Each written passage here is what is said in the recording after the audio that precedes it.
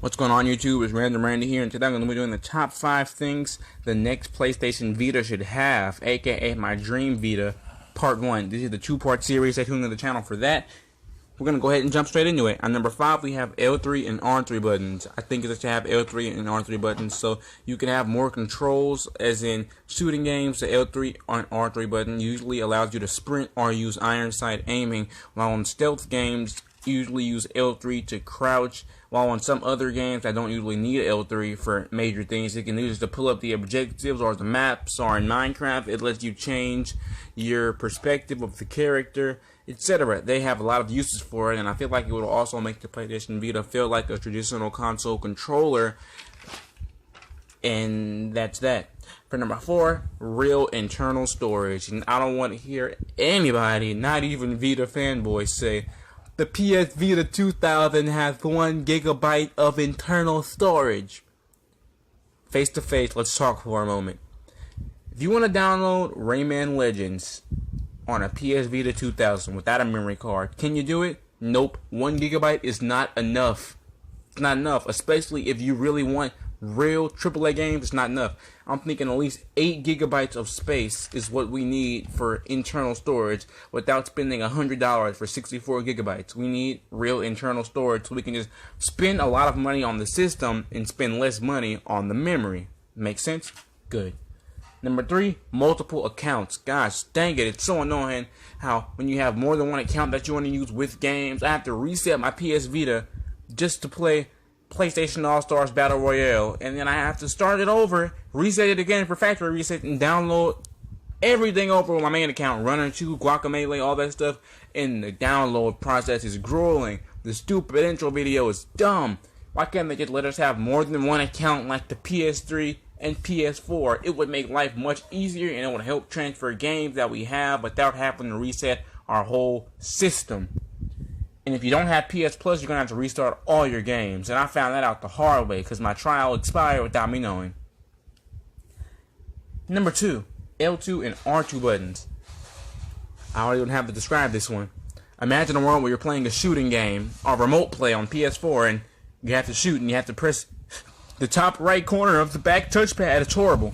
For shooting games, it would be great. L2 and R2 buttons to let you do the iron sight aiming and the shooting. For racing games, it'll be perfect to let you accelerate and drift. Like L2 and R2 are 2 vital controls that I never really cared about until they weren't there on the PS Vita. L2 and R2 buttons would also make the controller more comfortable in your hands, and it would have so much more controls that you would be able to play a lot more games for the PS Vita. They probably would have ported a lot of console games to the PS Vita if it had L2 and R2 as well as L3 and R3, but it doesn't. Should have thought about that. It was so close to the perfect console experience, but it didn't have all the controls. And number 1, cheaper memory cards.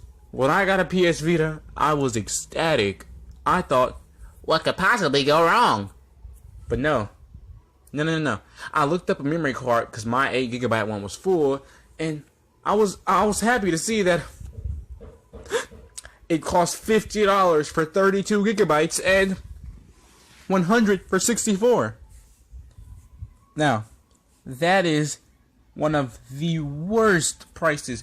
Did you know for $50 you could get a 256 gigabyte micro SD card for your phone, tablet, etc. So why on earth would you spend $50 on a 64 gigabyte one for a PlayStation Vita when Sony doesn't even have first party support anymore? I wish they would have either made micro SD cards for the memory or made them cost a reasonable amount, like $30 for the 64 gigabyte. They would have sold more systems. Therefore, they would have been more supportive of the system because the sales would have reflected what we wanted. They would have still been making games. We probably would have got into the Nexus, Vita, and No Man's Sky, Vita, etc., etc. But nope. Their main priority with this one was let's make them buy more. We have to buy more than one Vita to have more than one account. We have to spend a lot of money on memory cards, etc., etc., etc. And the Vita versions of some games are more expensive for some reason when they're really the inferior version in most cases.